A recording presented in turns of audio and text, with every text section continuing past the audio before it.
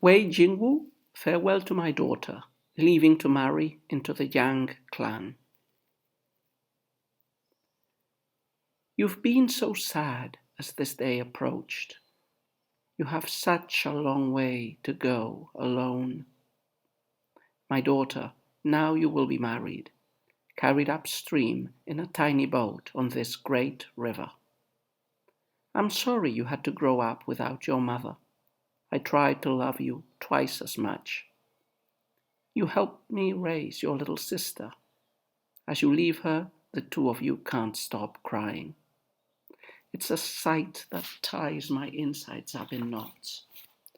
It is right that you should go. How could I hold you back? Since you were little, you missed what mothers teach.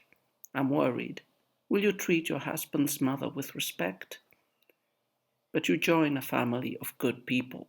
I'm sure they will love you and keep you from mistakes. We are poor, and poverty made us frugal. I'm sorry your dowry had to be so modest. Be filial and polite, the way a woman should, in speech and action, as I tried to teach you.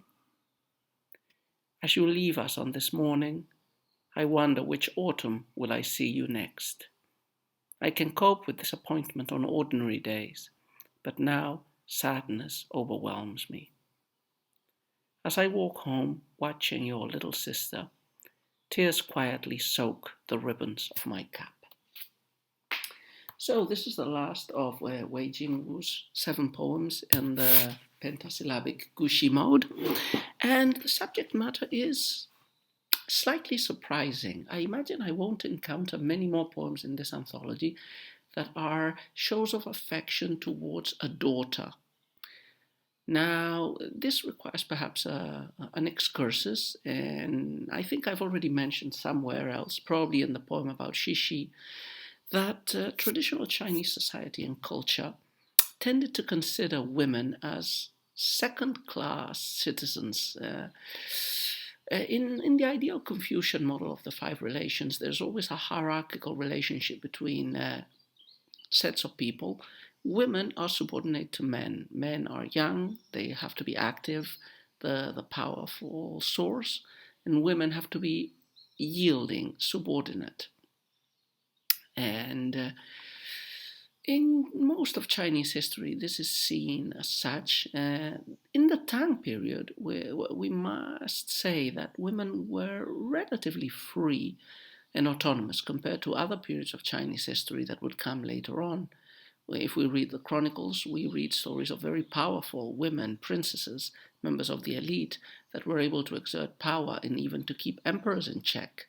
And if we see the pictures and sculptures from the period, we see a model of a woman that is quite autonomous, that wears quite loose clothes, that rides horses and participates in sports activities.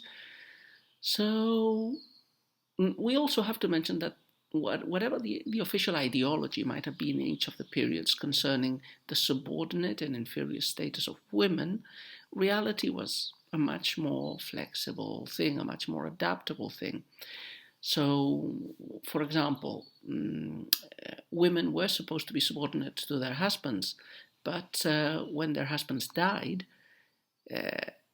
there was a conflicting relation of values in the family. So a woman was supposed to after her husband died, adopt a slightly subservient attitude towards the next big male relative of the family, which would probably be her eldest son. But there is a conflict here because she was at the same time the parent of her sons. And so she had the right to exert authority because she was of the previous generation. And being older trumps, in this case, being male or female. And we will see that in one of the references that appears in this poem that I'll comment later. So, having said this, women were valued less than men.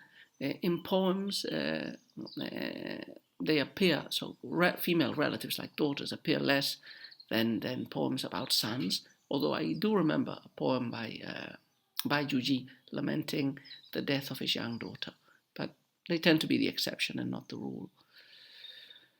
And, well, let's take a look at what this poem has to say then. So what's the topic of the poem? The poem is separation, which is a very scholar official topic, as we say, but weirdly, it's separation of a father from a daughter. And it starts with a quite pessimistic or depressive tone for something that should be a relatively happy occasion, as is a wedding. You've been so sad as this day approached. You have such a long way to go alone. My daughter, now you will be married, carried upstream in a tiny boat on this great river. So very little happiness appears at the occasion of marriage here. Of course, this is narrated from the point of view of the father, who has grown very attached to his daughter, who has become the lady of the house in the absence of the mother. But still, it still feels as a weird beginning. So this couplet introduces the poem. The bulk of the poem, composed by most of the other couplets until the last four, basically describes the feelings of anxiety of Wei Yingwu, the narration of what happened, of what the life has been with this girl, and also a summary of the teachings that Wei Yingwu has tried to impart on his daughter. So, I'm sorry you had to grow up without your mother. I tried to love you twice as much. So, we might assume that Wei Jingwu was a widower and that his eldest daughter became the family woman. You helped me raise your little sister. As you leave her, the two of you can't stop crying. It's a sight that ties my insides up in knots. It is right that you should go. How could I hold you back? So here we have this tension. You've been the woman of the house. We're all sad to see you go.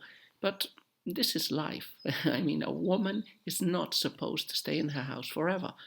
Men and women are supposed to marry, but in traditional China, there is a difference between a son getting married and a woman and a daughter getting married. Sons would stay in the house. Houses were, at least for the middle classes, the elite, the scholars, they were compounds, really, house compounds, where different generations lived under the same roof.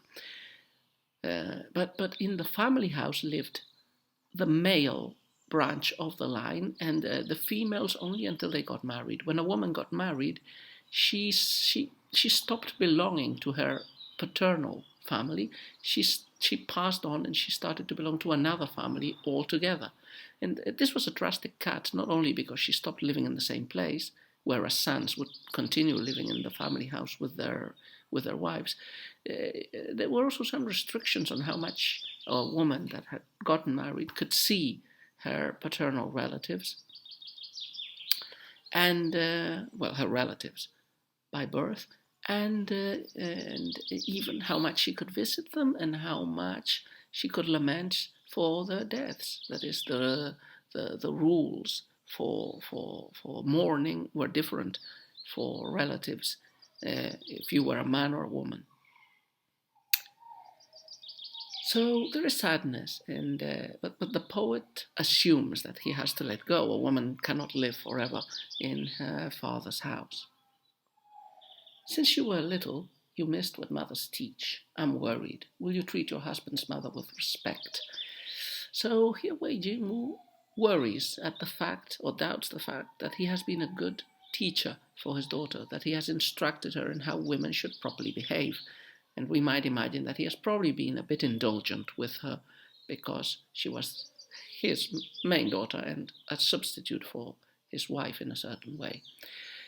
Will you treat your husband's mother with respect? This is important. I was saying earlier, women were subordinate in traditional Chinese society. They were meant to be humble, submissive, do domestic tasks. They weren't supposed to get too much learning, and if they got it, it was supposed to be learning at being submissive and helpful. When they moved to another person's house, they were supposed to be subservient to their fathers-in-law, but especially the mother-in-law, which is the master of the house.